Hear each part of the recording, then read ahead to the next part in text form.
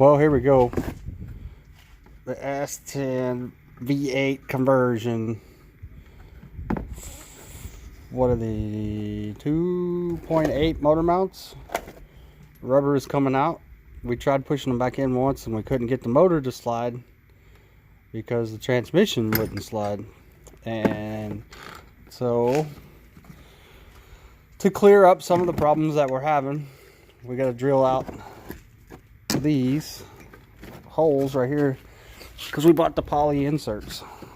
So we're really going to fill this cam when we get done.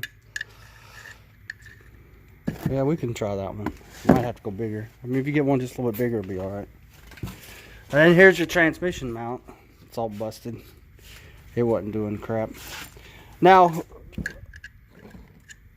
to explain to some of you guys why this did this is that they're not sitting where they need to be. You have the transmission mount. It was pushing forward.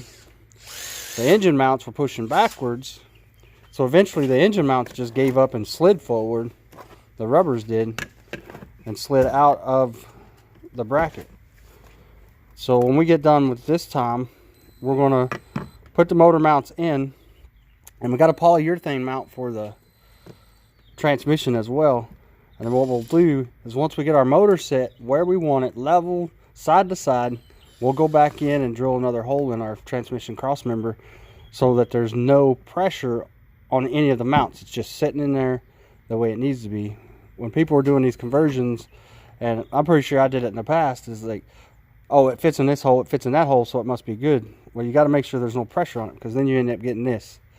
The forward pressure of the transmission mount finally just pushed the motor mount forward, because this is the front half of the motor mount when it came out of the truck or the Blazer. So when we put these in, we'll get it all centered and get it pushed back. And luckily the motor mounts we have, they have adjustability to where we can slide the actual plate back and forth to get it to where it needs to be.